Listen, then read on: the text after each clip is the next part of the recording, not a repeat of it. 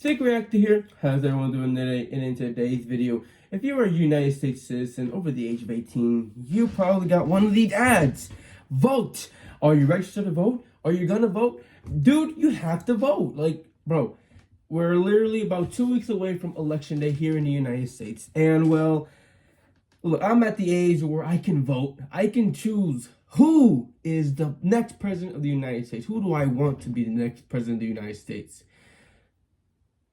But do I? Look, everyone in the United States knows it's a God-given right that you can vote.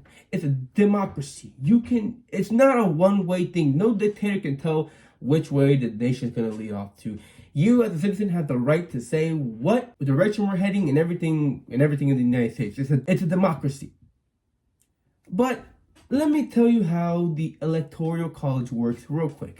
Back in the 1800s, people didn't have transportation or electricity, no nothing like that. So what they did as a whole state, they all voted and they gave all the votes to the horseman. The horseman had the ability to go to the polling stations and represent the whole state.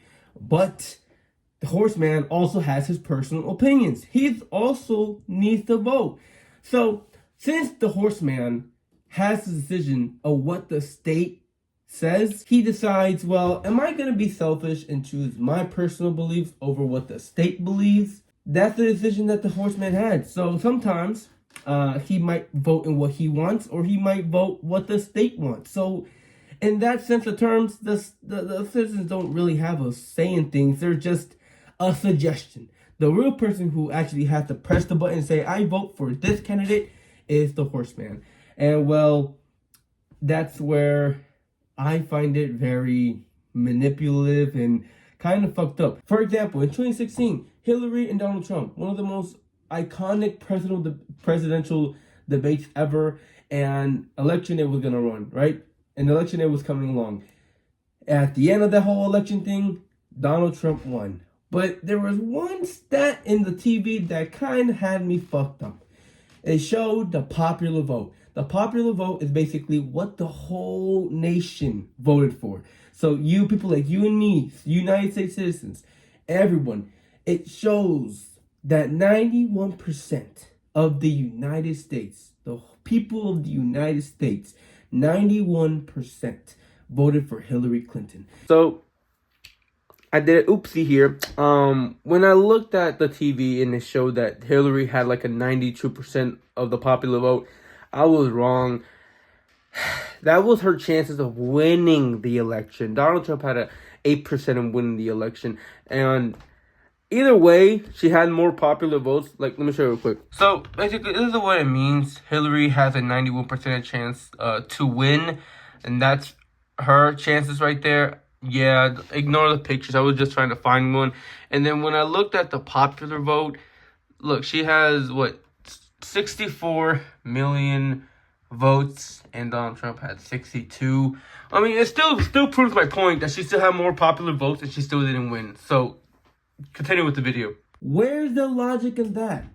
The person who actually got the vote were the representatives and the senators of each state. Those are the only people who can vote. And it's around like 438 something votes. I forgot what it was. Like, it's around like 400 people who actually get to vote. And, well, I see that stat and I see how the Electoral College works, and I said, well, that's just a bunch of nonsense baloney. Why the fuck am I going to vote if my vote isn't really going to be taken as a literal vote? It's going to be as a suggestion. The person who only gets to vote is the senators and representatives.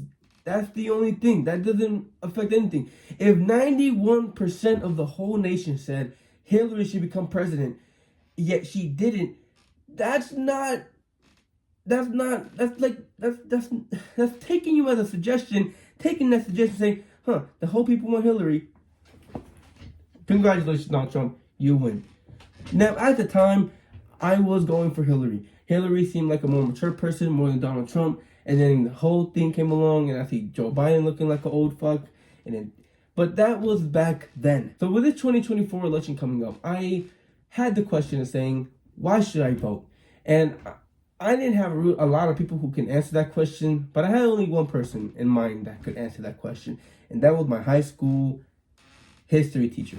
So I texted him on Instagram because I don't have his personal number because that's fucking weird. No student should have a teacher's number unless they're already graduated. That's just fucking weird. So I looked him up in my school's Instagram page and I found him as a teacher and I texted him saying, basically, hey, long time, it's me. I just wanted to ask you a personal question about opinion. And he said, hey man, how been up to? You know, it's been a long time since we seen each other and spoke to each other. So he's asking me how I've been. I said, I've been good. How about you? The question I wanted to ask you is basically, why should I vote?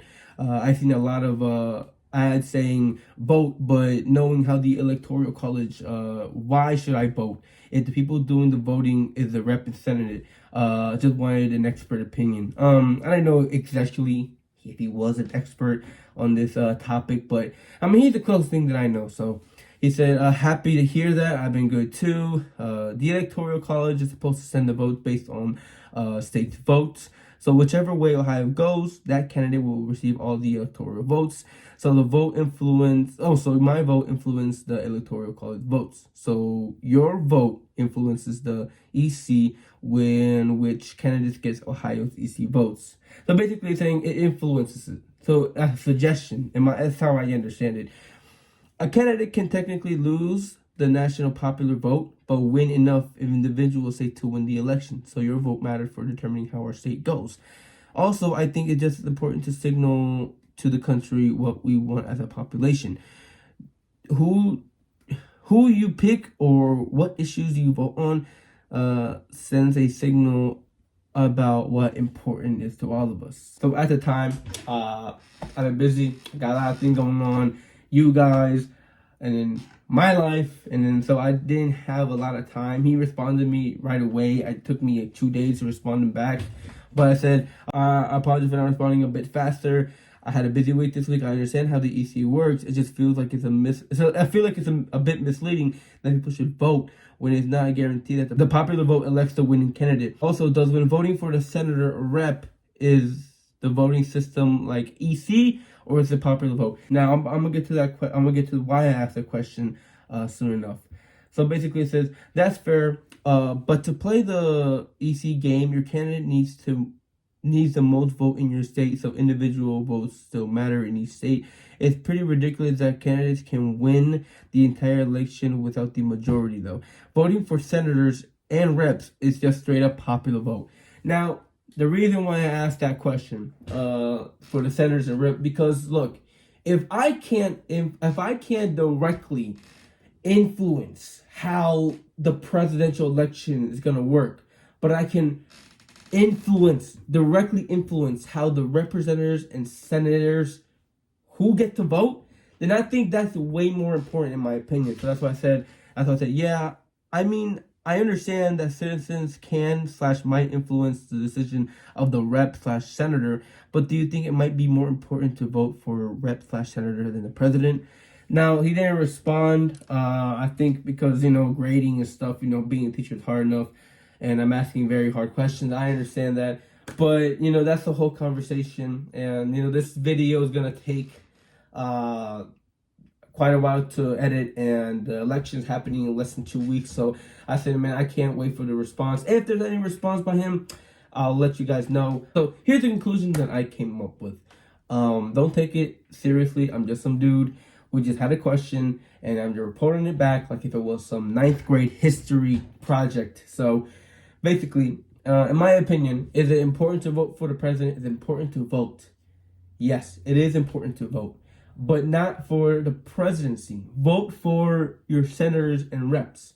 Because look, if you're a Democrat or Republican, doesn't matter. If you're a Democrat, let's say for example, if you're a Democrat, but your senators and your representatives are Republican, what's the difference here? You're going to vote for Democrat all the time. I want a Democratic president.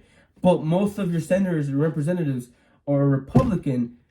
They're going to go Republican most of the time. Yes, they might sway into what the state wants, but that's very unlikely. So if you want your state to be either Democrat or Republican, vote for Republican or Democrat representatives and senators. That's the conclusion that I came up with.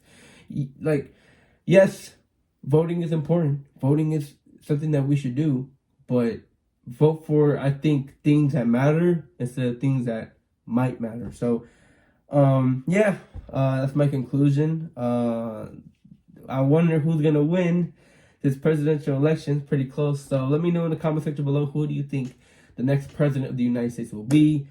Let me know if you want more content like this. But yeah, other than that, guys, I support you guys for watching my videos. Please like and subscribe, and I'll see you guys next week. Peace.